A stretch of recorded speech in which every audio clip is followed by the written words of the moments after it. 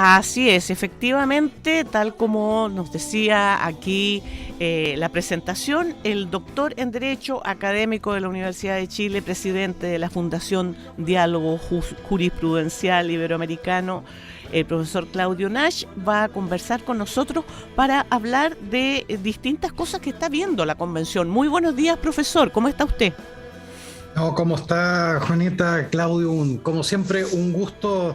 Estaba mirando mis apuntes. Este es nuestro 20º encuentro. Ya llevamos increíble, ¿eh? 20 Así de estas es. conversaciones, tomándole el pulso a la convención. Y bueno, y estamos efectivamente, como ustedes ya han venido hablando, los que estaba escuchando también ahí, en una etapa final. Quedan 2 semanas.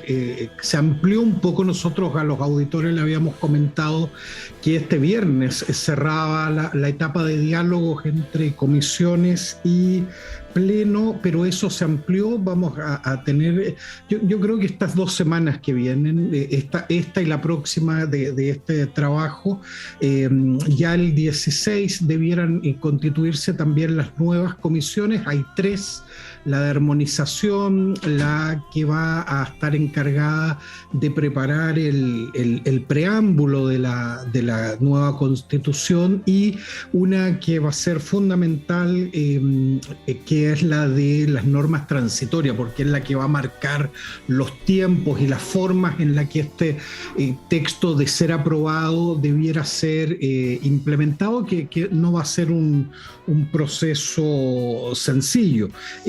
Pero yo lo que quería, Claudio, Juanita, es de alguna manera evaluar estas últimas 2 semanas, tal como lo hicimos hace 15 días atrás, un poco en la lógica de cuáles eran las demandas que se le formularon al proceso constituyente en su comienzo, y cómo ha ido respondiendo a eso, porque aquí sí hemos tenido novedades estas 2 semanas muy, muy importantes. ¿Por qué? Porque nosotros hace 15 días atrás a los auditores les comentábamos, y también está en la columna que acompaña estas conversaciones, que una constitución no solo, decíamos, no solo organiza el poder, y en el caso de Chile además lo tiene que reorganizar, redistribuir, sino que también una constitución fija los límites a ese poder constituido, es decir, a las autoridades, a los órganos. Se les fijan ciertos límites, y esos límites en una constitución implican 2 cosas. Por una parte, decirle a las autoridades cuáles son aquellas cuestiones que no pueden hacer, y eso está el catálogo de derechos que le prohíben a las autoridades las prácticas como esclavitud, tortura, detenciones ilegales y arbitrarias, y libertad de expresión, etcétera. Pero además, una constitución fija también cuáles son aquellas cuestiones que esas autoridades que hemos dotado de poder no pueden dejar de hacer. Y ese es el gran tema de estas últimas 2 semanas, cómo la constituyente ha ido trabajando aquellos derechos fundamentales que implican que el Estado debe organizarse para asegurar que las personas puedan acceder en condiciones de igualdad a ciertos mínimos sociales, económicos. Eso es lo que se ha trabajado estos días, el catálogo de derechos. Entonces, si los auditores y auditoras lo piensan en un conjunto, miren ustedes, hay 3 grandes piezas para que arman un poco esta figura. Ya se avanzó en señalar que el futuro artículo 1 de la Constitución, de que el Estado en Chile es un Estado social de derecho, que se funda en la garantía de los derechos humanos. Eso está dicho. Estas semanas, ¿qué ¿Qué paso dio? Aportó un segundo elemento, que es comenzar a señalar cuáles son esos derechos que el Estado debe asegurar a través de toda su estructura de poder. ¿Qué es lo que viene en estas 2 semanas que nos quedan? 2 piezas claves de este armado. Uno, cómo se van a proteger esos derechos en un Estado social de derecho. Y eso tiene que ver con la creación de una posible Corte Constitucional, tiene que ver con una Defensoría del Pueblo, tiene que ver con crear recursos, acciones constitucionales como el habeas corpus, la acción de protección, etcétera, que permita darle garantía a las personas de que estos mandatos a las autoridades van a poder ser reclamados. Y por último, nos queda también pendiente cómo se va a organizar la estructura de poder político, lo que ustedes estaban hablando justamente, qué atribuciones van a tener la Cámara de los Diputados, la Cámara Regional, cómo se van a relacionar con el Ejecutivo, de qué manera van a tomarse las decisiones, para qué, y esto no podemos perderlo de vista, para poder implementar precisamente este conjunto de derechos que se le reconocen a las personas, a los colectivos y a ciertos grupos históricamente discriminados, niños, niñas y adolescentes, personas mayores, personas en situación de discapacidad, etc. Entonces, todo esto, y esto es lo interesante, Claudio, Juanita, todo este sistema que se está construyendo hoy es inexistente. En la actual Constitución no tenemos un sistema equivalente a esto en materia de límites al poder, y en ese sentido ya lo que se está avanzando constituye un avance, digamos, un acuerdo político que efectivamente es capaz de dar respuesta a las demandas, no solo del 2019, a las demandas de la sociedad chilena en los últimos 30 años. Entonces me parece que con esos antecedentes uno puede ir mirando algunas decisiones, si ustedes me permiten, muy concretas, que nos van a permitir evaluar entonces si la construcción de este verdadero sistema de derechos lo vemos en las decisiones hasta ahora. ¿Qué se decidió en el Pleno respecto de estos derechos económicos, sociales? Derechos inexistentes, por ejemplo, en el actual texto constitucional, el derecho a la vivienda, el derecho al agua como derechos humanos. Pero por otra parte se configuran como derechos de las personas y no como libertades de elegir sistemas de acuerdo a nuestra capacidad de pago.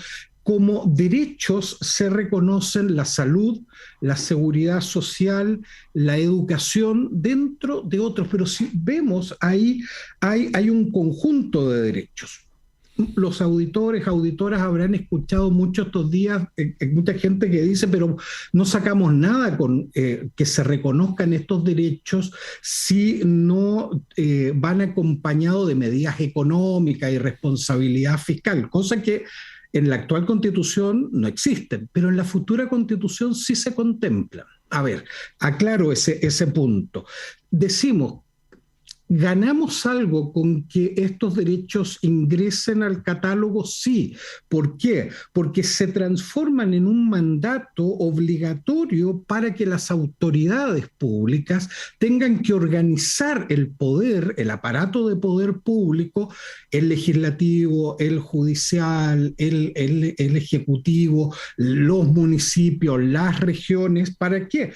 Para satisfacer esos derechos que la ciudadanía va a poder pedir que se rindan cuenta respecto de ellos y lo va a poder demandar. ¿Cómo? De una manera progresiva. Ese es un principio que se reconoce ya en el nuevo texto constitucional. Los derechos fundamentales parten hablando sobre que el Estado debe adoptar todas las medidas necesarias para lograr de manera progresiva la plena satisfacción de los derechos fundamentales. Es decir, aquellos derechos que hoy no se puedan satisfacer, pero el Estado tendrá que comprometerse a elaborar planes, políticas públicas que podrán ser controladas para que estos derechos sean una realidad. Eso implica un salto al vacío, un acto de irresponsabilidad para nada. El propio texto constitucional que se está aprobando tiene una norma sobre un principio de sostenibilidad y responsabilidad fiscal. Esto que tanto se dice, ustedes están redactando una constitución irresponsable, es mucho más responsable que la que tenemos hoy día, porque dice, las finanzas públicas se conducirán de conformidad a los principios de sostenibilidad, es decir, que las cosas puedan mantenerse en el tiempo y no solo sean de una vez, como el tema de los bonos muchas veces, y responsabilidad fiscal, los que guiarán el actuar del Estado en todas sus instituciones y en todos los niveles. Entonces, tenemos un mandato y también una forma a través de la cual el Estado debe satisfacer ese mandato. Pero además se acompaña esto, y con esto ya voy cerrando, de normas que son claves y que tampoco existen hoy día. Por ejemplo, se ha aprobado uno de los cuerpos a nivel internacional más sólidos en temas de lucha contra la corrupción. Se aprobaron normas que reconocen el principio de probidad, transparencia, rendición de cuentas, acceso a la información pública, un consejo de transparencia con rango constitucional, la obligación del Estado de actuar eficazmente en este campo de la lucha contra la corrupción. Pero además se ha habilitado vías para que la ciudadanía participe en estas materias. Por ejemplo, iniciativas de leyes, iniciativas de derogación de normas. Pero también se ha ido empoderando a las instituciones a los organismos de carácter local, por ejemplo, las comunas, provincias, regiones, y por otra parte, los ciertos territorios especiales, Rapa Nui, por ejemplo, el archipiélago Juan Fernández, la posibilidad de que la ley establezca autonomías territoriales indígenas que, manteniendo la unidad del territorio, debiendo coordinarse con el resto de los organismos del Estado, puedan efectivamente tomar medidas al interior de los territorios para avanzar en la satisfacción de derechos. Entonces, lo que vemos es un esfuerzo muy serio. Aquí han intervenido expertos, expertas, la ciudadanía, un diálogo en la constituyente para lograr construir esto que, recordemos, hace un año atrás era un sueño, es decir, estar discutiendo un modelo de sociedad basado en los derechos humanos. Hoy día vemos cómo está avanzando de una manera seria. Hay cosas que a uno podría, a cualquiera de nosotros decir, mira, a mí me hubiera gustado esto de esta manera, o la redacción de esto no me convence, o esta institución creo que podría ser mejorada. Sin duda, eso es parte de un acuerdo político. El punto está que creamos un nuevo punto de partida para desde ahí mejorar y construir un acuerdo político distinto, un acuerdo político que reorganiza el poder, redistribuye el poder, le pone límites a este y que nos permita una convivencia basada en derechos humanos. Yo creo que esto a veces... disculpen ahí un poco lo extenso esta vez del comentario, pero me parecía necesario poner esto en un cierto contexto, porque a veces estamos discutiendo el detalle, y a todos nos pasa, y perdemos de vista cuál es el andamiaje que estamos logrando avanzar en el nuevo texto constitucional, Claudio, Juanita.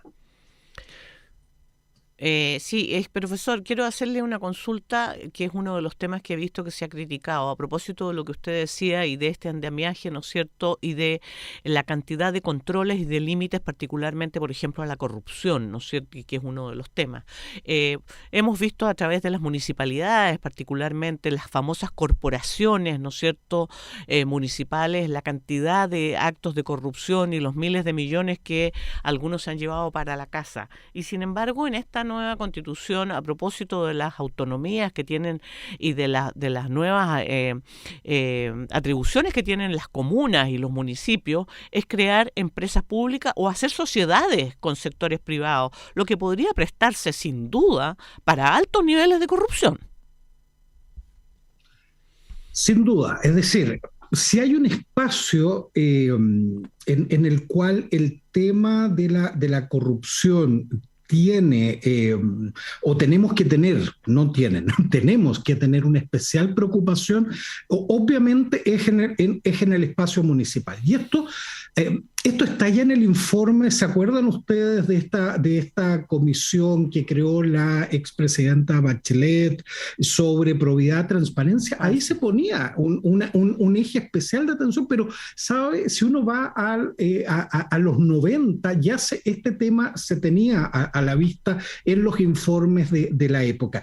El punto está entonces, Juanita, cómo avanzamos precisamente en que la regulación de, por ejemplo, las empresas municipales y otras, no quede en un espacio vacío de control. Si aquí el problema es cuando la fórmula de la corrupción, y aquí le robo la fórmula a tal vez una de las personas que más sabe de estos temas, Klitgar, un noruego que ha estado varias veces acá en Chile. Él dice, cuando se da corrupción es cuando concurren básicamente tres elementos. Hay concentración de poder, hay discrecionalidad en la toma de decisiones y ausencia de controles. Cuando esto concurren estos elementos, y la Comisión Interamericana en el informe del 2019 agregó dos y dijo: cuando hay impunidad, esa falta de control incluye impunidad, pero cuando hay además una cultura de tolerancia. Cuando se dan estos elementos, usted tiene el escenario perfecto para la corrupción. Entonces, ¿qué hay que hacer? Precisamente evitar las concentraciones de poder, la discrecionalidad, y aumentar los controles y las consecuencias.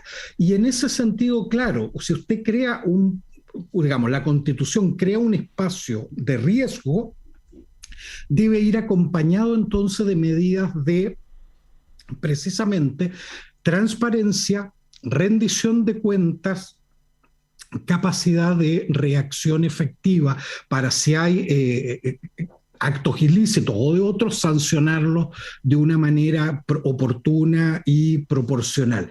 Entonces, lo que siempre debemos avanzar en estas materias es en preguntarnos: la autonomía que le damos a un municipio, a una empresa, a un órgano del Estado, ¿cómo lo contrarrestamos a través de una redistribución ahí del poder sin perder eficacia, pero con rendición de cuentas? Lo que tenemos hoy día es taparnos la vista en eso y decir, no permitimos que los municipios hagan esto, pero sí lo sacan al ámbito privado. ¿Para qué?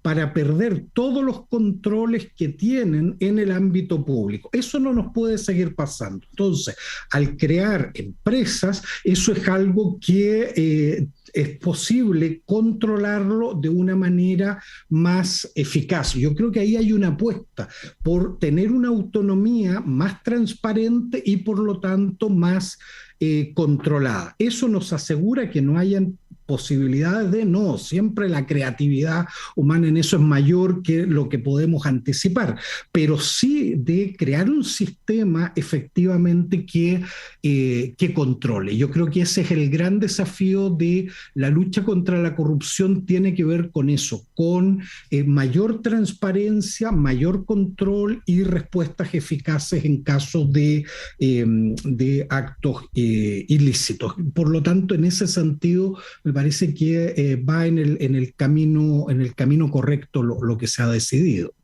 Ujú.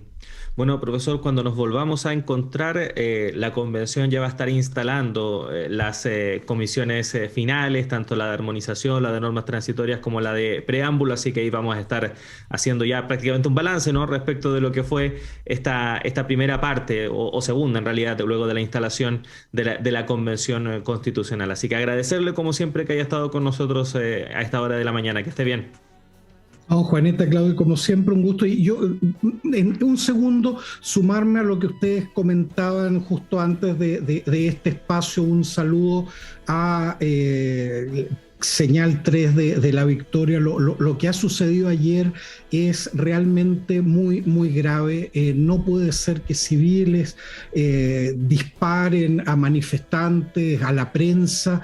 Eso es necesario detenerlo ahora, porque esa puede ser una escalada. La experiencia comparada así lo indica, que luego realmente pasa a ser incontrolable. Por lo tanto, hay un solidario abrazo a los compañeros y compañeras de Señal 3 y un llamado a las autoridades a detener esto ahora. Un abrazo, chao. Muchas gracias, profesor. Nos sumamos a su llamado. Son, Juanita, las 8 de la mañana con 2 minutos. Tenemos que despedir ya esta primera parte de Radio Análisis, pero siga con nosotros porque nuestro director Patricio López se va a sumar a esta transmisión para continuar con este programa que dura hasta las 10, Juanita. Así que queda harto por delante. Que no se muevan de la sintonía.